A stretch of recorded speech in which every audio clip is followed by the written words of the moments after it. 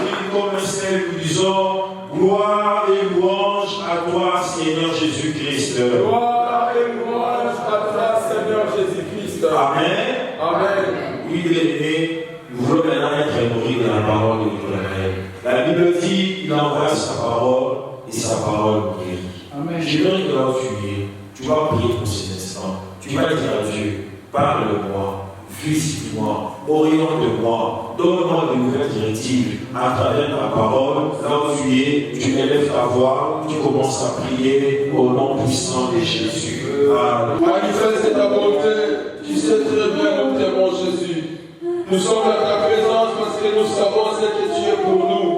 Résous les problèmes difficiles, alléluia, qui dérangent, qui dépassent l'intelligence de mon frère et de ma soeur. Aujourd'hui, Seigneur, que la grâce de Dieu organise ton cœur au nom de Jésus. Seigneur, je prie que la grâce couvre cette maison, qui est ton cœur dans ton église, couvre ce peuple qui est ton héritage. Manifeste-toi, Seigneur Dieu de grâce. Je brise les obstacles, Seigneur Dieu, les techniques démoniaques qui peuvent nous empêcher de ne pas aller de l'avant. Je condamne au nom de Jésus-Christ, Seigneur Dieu. Manifeste-toi par cette parole. Manifeste-toi pour cet évangile, Seigneur Dieu. Le décrit, vous connaîtrez la vérité, et la vérité vous affranchira.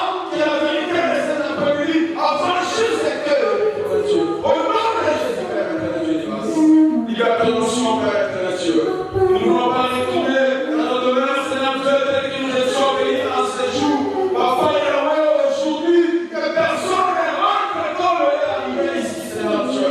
Viens combler nos cœurs de joie, de bénédiction et de salut, Père, Seigneur Dieu. Au nom de Jésus.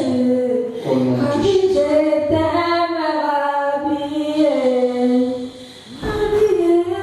Au nom de Jésus, nous avons ainsi prié, nous disons Amen. Amen. Est-ce que tu peux acclamer le Seigneur? Amen. En tout cas, je suis fier de vous dire, vous avez très bien fait d'acclamer Jésus. Amen. Est-ce que vous pouvez encore déposer le niveau d'acclamer?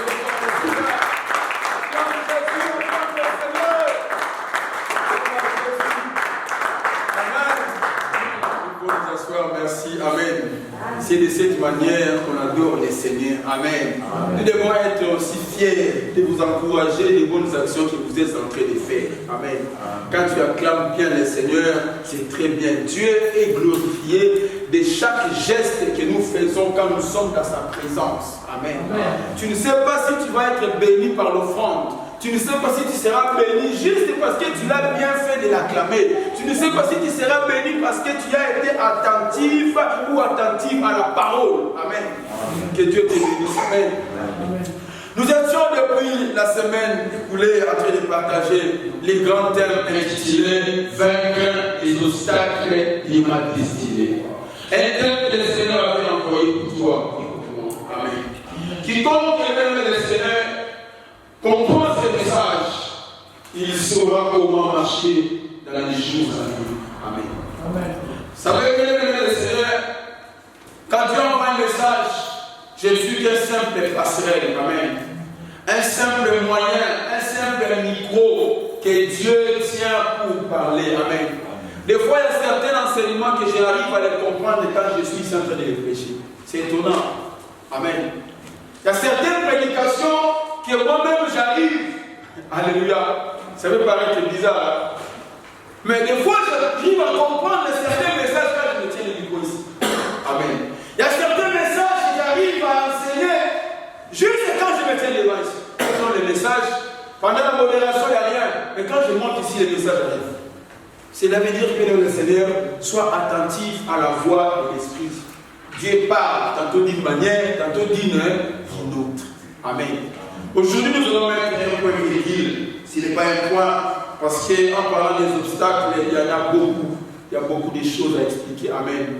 Mais Dieu avait envoyé ce message pour t'expliquer les obstacles généraux contre ta destinée. Amen. Il y a des obstacles Dans les mariages, il y a des obstacles de la prière, il y a des obstacles, il y a beaucoup d'obstacles. Amen. Mais là, pour parler, c'est les obstacles de ta destinée. Amen. Veille sur les choses qu'on a parlé.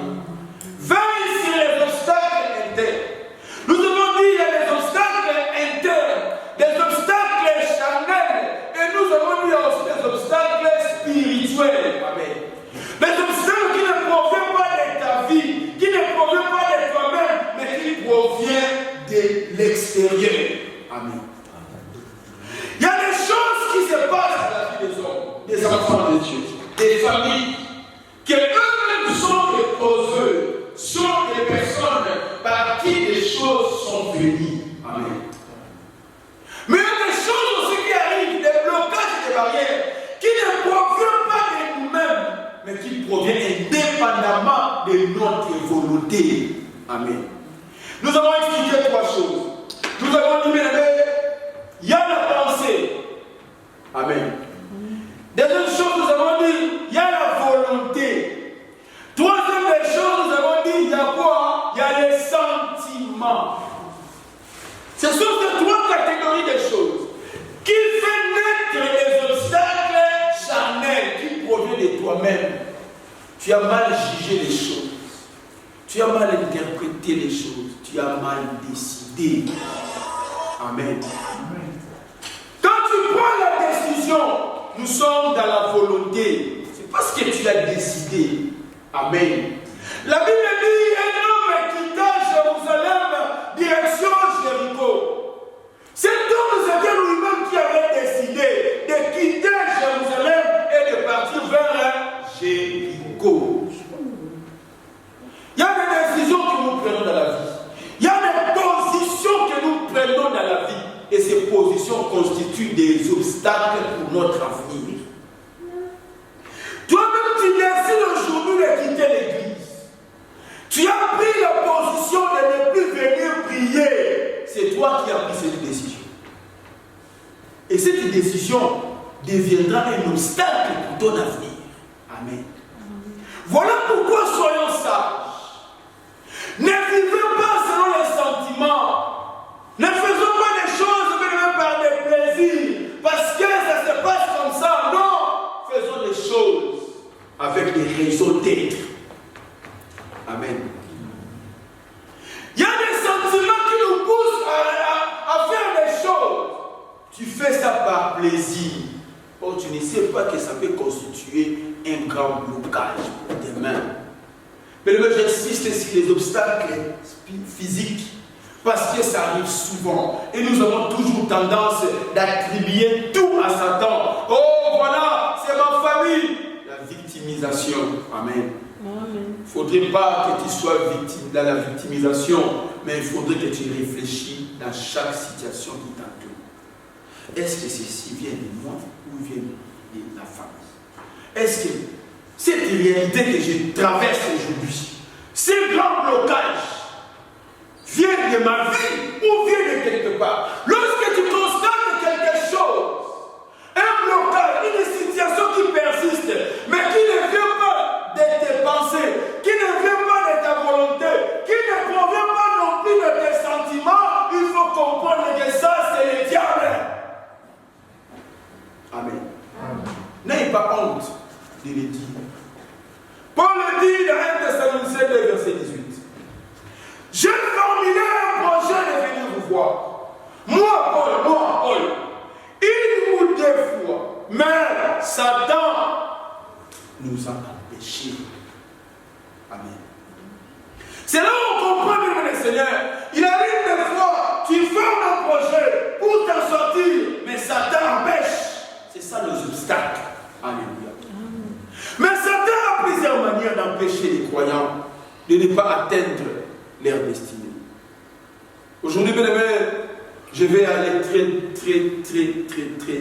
lent pour que tu puisses saisir. Même si tu n'avais pas saisi les débits, les milliers, mais comme c'est la fin, il faut que tu comprennes quelque chose. Parce que ce que nous enseignons, c'est pour te permettre de comprendre, en fait, que cela soit assise dans ton cœur et pour que toi aussi tu puisses l'enseigner à d'autres. Amen. L'enseignement ne vient pas seulement juste passer comme ça, non. L'enseignement, ça vient pour que cet enseignement reste dans ton cœur. Amen. Puisse s'asseoir en toi. Ça ne passe pas, ça reste une vie. Même dans 2027, dans 2026, quand tu constates des situations qui arrivent à être constituées des obstacles devant ta destinée, tu fais référence à l'enseignement que tu as reçu à l'église. Amen. Ce n'est pas parce qu'on a fini avec les obstacles, tu fermes ton cahier, tu dis ok, l'enseignement a été passé, c'est fini. Non, l'enseignement vient pour nous permettre, c'est comme ça que l'humain grandit. C'est comme ça que l'enfant de Dieu grandit, il devient mature, il devient mûr. Parce que tu as reçu des dizaines d'enseignements, des milliers d'enseignements, ça constitue à te faire monter. Amen. Mais Satan nous en a empêchés. Satan nous en a empêchés. Il empêche les gens de venir prier. Il empêche les gens de venir servir. Il empêche les gens de venir adorer. Il empêche les gens de venir célébrer. Il empêche. Alléluia. Il ne faudrait pas que Satan t'empêche. Amen. Parce que l'homme a reçu de Dieu le pouvoir de marcher sur les serpents, sur les scorpions. Est-ce que nous sommes là?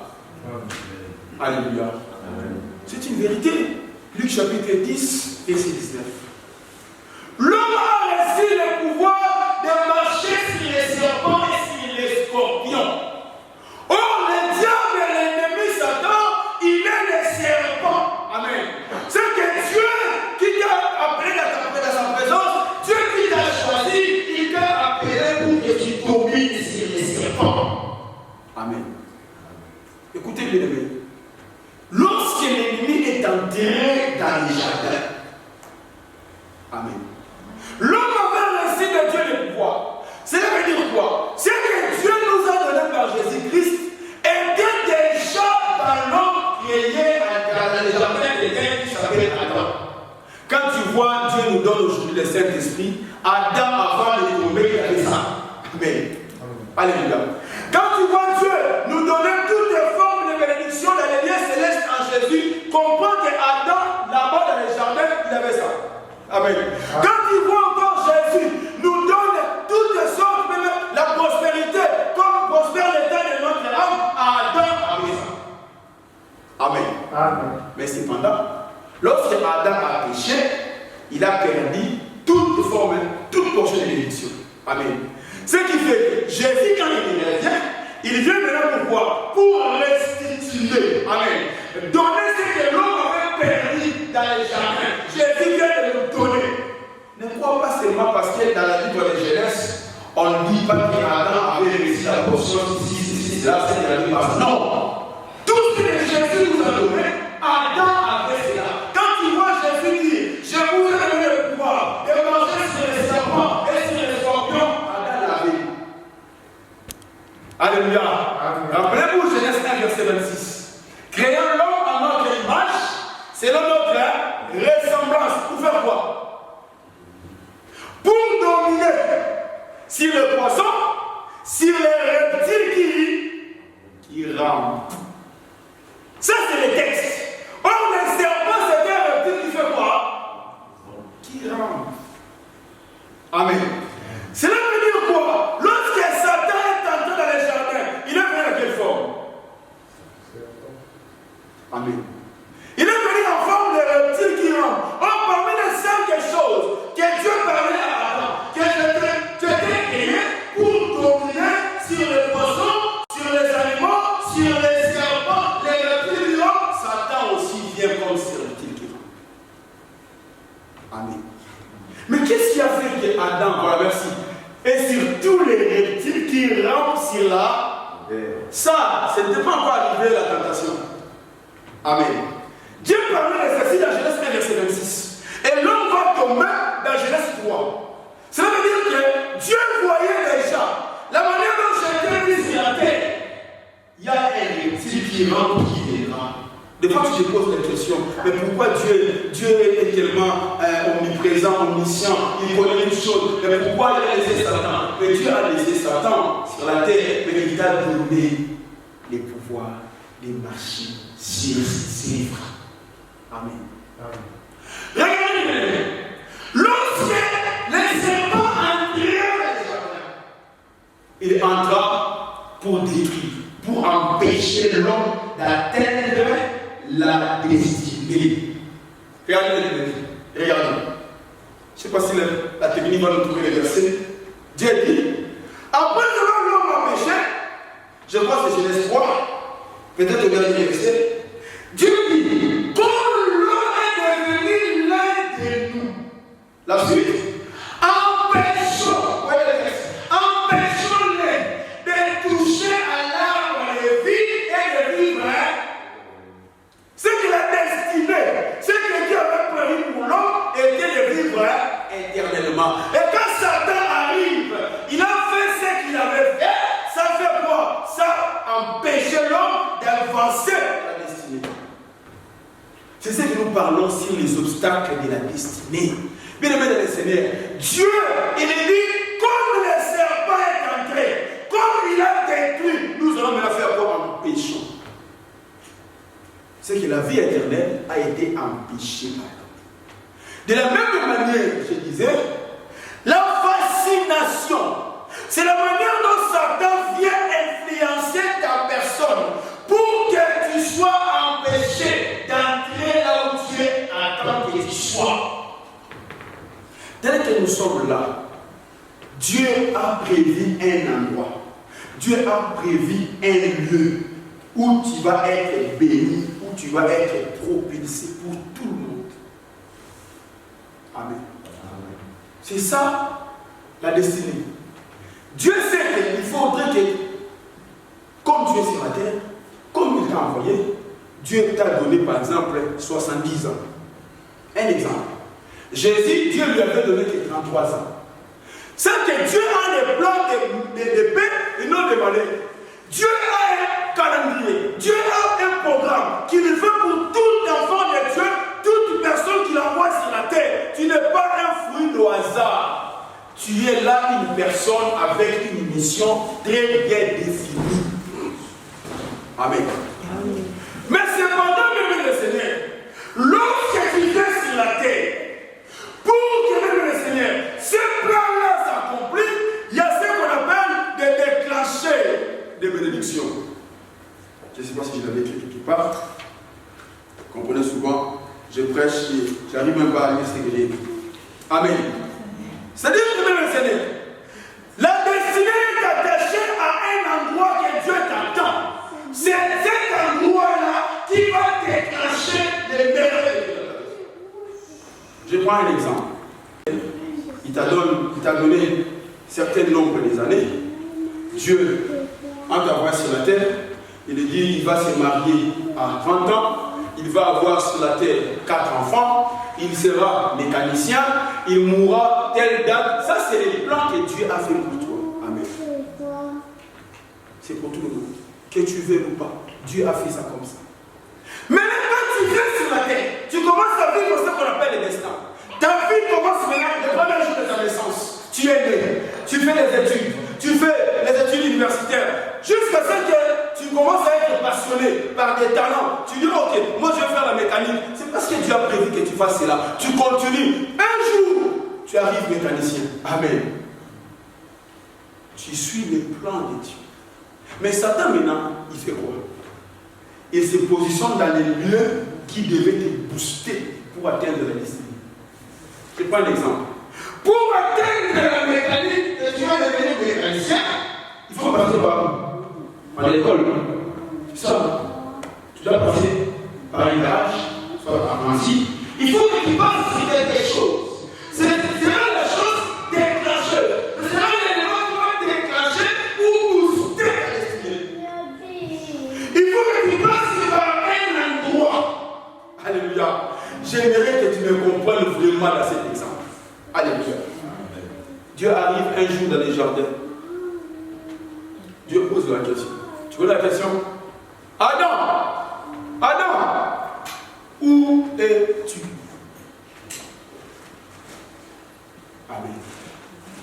Adam, où es-tu? Croyez-vous que Dieu ne croyait pas? Parlons bien. Parlons bien. Amen. Est-ce que Dieu ne voyait pas? Voici Adam. Nous savons très bien que Dieu a 3 attributs.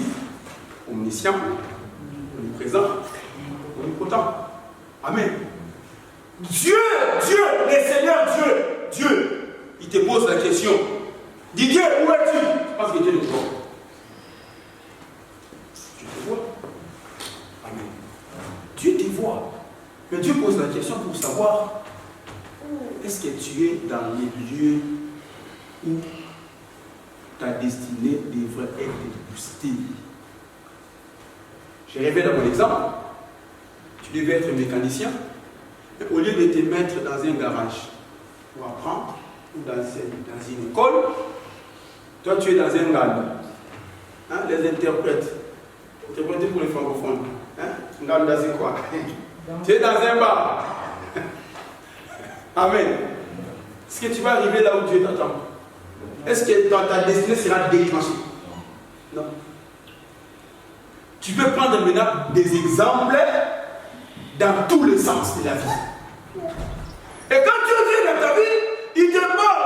Paul, où es-tu? Tu es où? Parce que Dieu t'attend dans les lieux qui vont faire que ta destinée soit déclenchée, soit boostée. Alléluia. Acclame le Seigneur, acclame.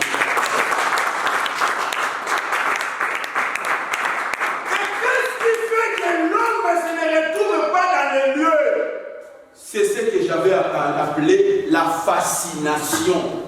Satan arrive à fasciner les hommes créés par Dieu. La fascination, c'est une influence de l'ennemi qui fait déplacer l'homme dans les lieux de sa bénédiction. On va lire Galates chapitre 3. On va prendre le verset 1er. Tu vas lire avec moi. Galates chapitre 3.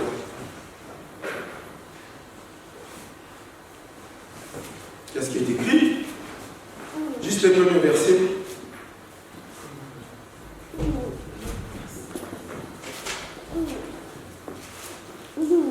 Oh, Galates! Dépourvu d'essence. Moi, déjà, les délits, comment ça commence? Oh, Galates. Ici, c'est une église. Ce sont des croyants qui habitaient la ville des Galates, des Galaties. Amen. Et dans cette ville-là, il y avait une église. Parce qu'à l'époque, les églises, c'était par rapport à la ville où tu te retrouves. L'église de Metz, l'église de Thionville, l'église de Thessalonique, l'église de Thyatire, l'église de Laodicée, c'était des villes. Oh, Galates, dépourvu d'essence, qui vous a fasciné? À Lingala, on dira ceci. Nanialo Kibino. Amen. J'expliquais la différence entre la fascination, être fasciné et être envoûté. Ça paraît comme quelque chose de similaire, mais ce n'est pas vraiment similaire.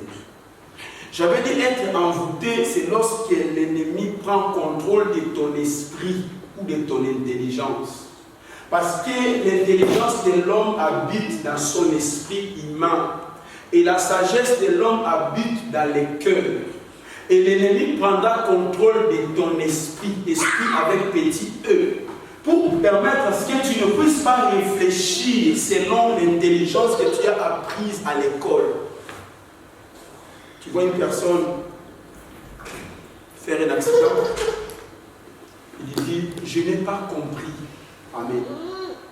C'est ça être envoûté. Quand une personne vient te demander pardon, pardonne-moi, je ne sais pas qu'est-ce qui m'avait poussé de faire ça. Amen. Voilà pourquoi Jésus à la croix, il a dit, Père, pardonne-les, car ils ne savent pas, merci, ce qu'ils font. Est-ce que ces gens ne savaient pas que nous sommes dans une tuer? Amen. Est-ce que les Juifs ne savait pas que nous sommes en train de tuer une personne, un innocent.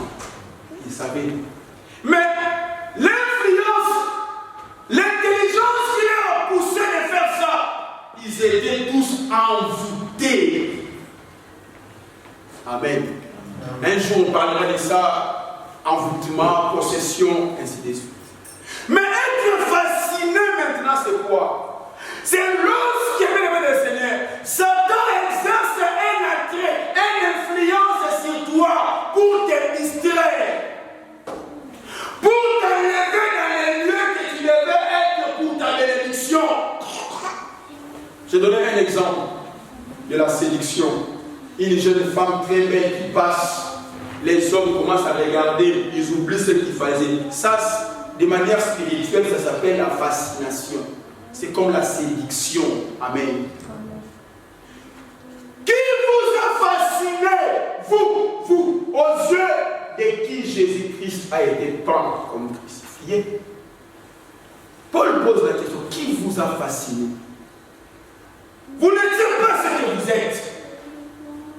Amen. Et il dit, vous avez commencé. Continuez le texte, s'il vous plaît.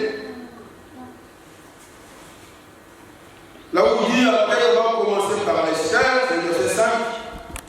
Je ne sais pas quel verset, où vous voulez finir par la chair. Tu l'as trouvé? Vous allez commencer par l'esprit, et vous êtes en train de finir par la chair. C'est là, c'est ça? Verset 3. Êtes-vous tellement dépourvu de sens après avoir commencé par l'esprit? Après avoir commencé par l'esprit. Ça veut dire que c'était des chrétiens qui étaient fervents, qui étaient dans la prière, qui étaient assidus au temple, qui étaient dans la présence de Dieu, parce qu'ils étaient dans l'esprit. Voulez-vous maintenant est-ce que maintenant tu es encore un homme spirituel? Est-ce que maintenant tu peux encore dire que tu es spirituel? Amen. Ce qui change l'homme qui était spirituel, qui se transforme à être un homme charnel, c'est la fascination. Une influence démoniaque. Amen, amen, amen. Amen. Il dit, voulez-vous maintenant finir par la chair? Voilà pourquoi ne vous fiez pas sur le passé des gens. Les gens qui vous disent, moi j'étais à Chichop quand j'étais. Non, Dieu ne vit pas. Dieu ne se manifeste pas dans le passé. Dieu est dans le présent. Quand il est apparu à Moïse, il dit, va dire à mon peuple, c'est lui qui s'appelle Jésus. Dieu est celui qui s'appelle Jésus. Dieu regarde le présent. Voilà pourquoi il disait à Adam, où es-tu? Adam pouvait dire, mais moi j'étais dans les jardins, je parlais avec Dieu. Maintenant, où es-tu? Maintenant. C'est parce que l'ennemi t'a dit. Si je pose la question, quand les serpents étaient là, alléluia. Quand les serpents étaient entrés, il parlait avec qui? Amen. Vous connaissez la réponse, non? Hein? Avec Ève. Alléluia. Mais ce n'est pas ça ma question. Où était Adam? Quand l'ennemi est entré, il a discuté avec Ève. Pendant tout ce temps qu'ils ont discuté, est-ce que Dieu a réellement dit? Tout ce que vous connaissez, la conversation a été tendue jusqu'à ce qu'ils ont arrivé à la conclusion, à trouver un compromis. Où était Adam? Amen. Amen. Je suis faible dans les Écritures. J'aime lire ce qui est écrit. J'aime donner des choses selon ce qui est écrit. Amen. Adam était où? Lorsque la femme était là, en train de discuter avec le serpent. Adam était où? Amen. Mais je vais te dire aujourd'hui qu'Adam était là. Malheureusement, Adam, il était là, à côté. Adam était là. Que personne ne te trompe qu'Adam était en voyage. Non, il n'a jamais voyagé, Adam. Il était là, dans les jardins, à côté de sa femme.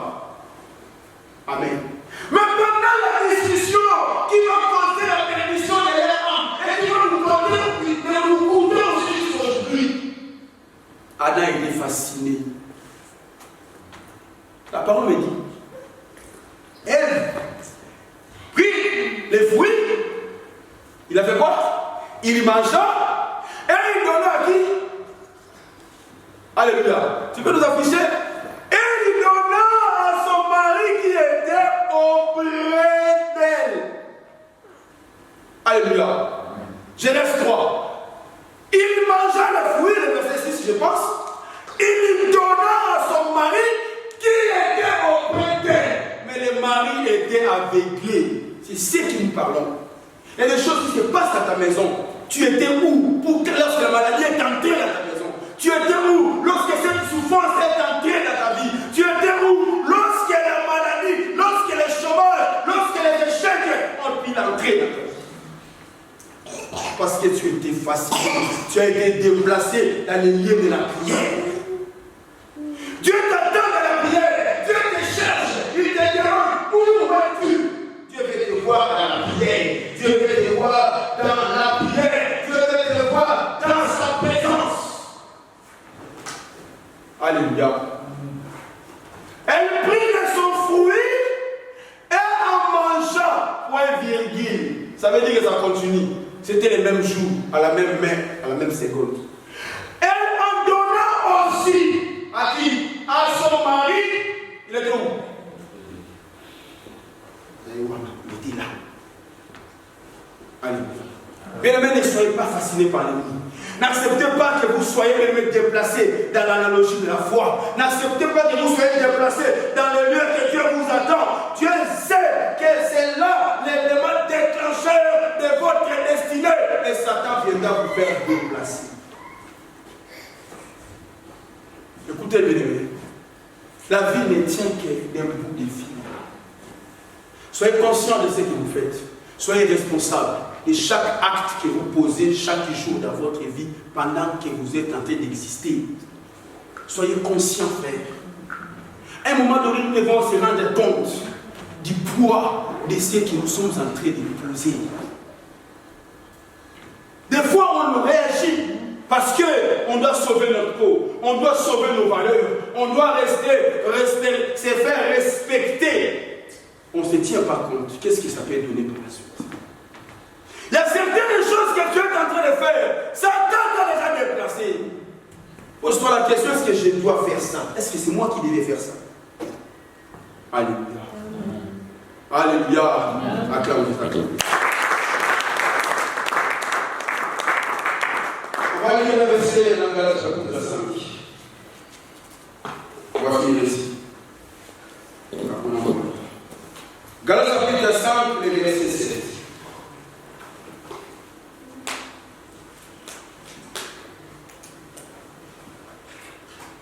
Amen.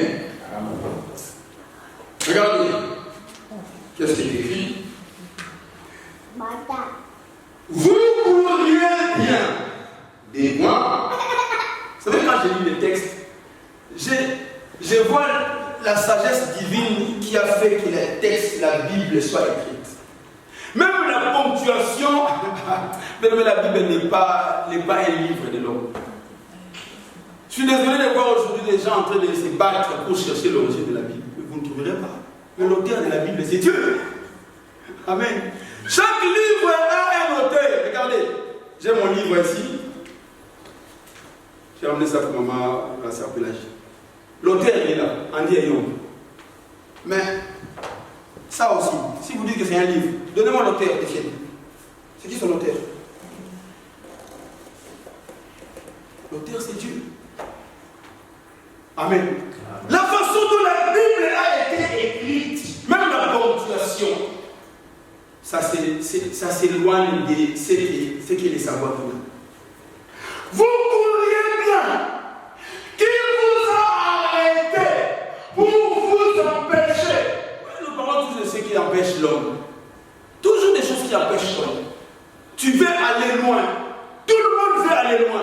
Tout le monde veut monter. La Bible dit mon serviteur montera. Dieu t'attend de voir monter. Que tu prospères comme prospère l'état de ton. C'est que si l'état de l'homme n'est pas prospère, le physique aussi ne monte pas. Or, Satan c'est par rapport à ton intérieur qui va maintenant influencer l'extérieur. Qui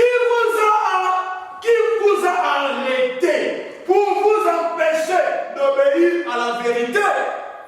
Tu peux changer maintenant. Reformuler. Tu dis maintenant qui vous a arrêté pour aller au mariage? Qui vous a arrêté pour devenir millionnaire? Qui vous a arrêté? Alléluia. C'est que la destinée que Dieu a préparée pour toi. Tu montais, tu allais bien, mais à un moment donné, les choses s'arrêtent. Chaque personne connaît la manière dont il a grandi. Et cet enfant est intelligent. La manière dont l'enfant est en train de grandir à 5 ans, à 8 ans, à 10 ans. Le conscient intellectuel de l'enfant, ça se voit quand il grandit. Tu connais l'histoire de ta vie quand tu grandissais. Mais à un moment donné, les choses sont basculées, les choses ont arrêté. Qui vous a empêché? La course chrétienne. L'apôtre Paul dit, moi je cours, non à l'aventure. Vous couriez bien. Regarde ta vie, tu avançais bien. Tu étais fervent. Tu étais bien dans le projet. Dans tes affaires, tu étais bien. Mais qui vous a arrêté? Alléluia. Amen. J'aimerais te parler sur les limitations spirituelles. Les limitations spirituelles, c'est lorsque l'ennemi vient mettre une barrière. Comme on dit aujourd'hui, les bâtons dans la roue, c'est ça, non?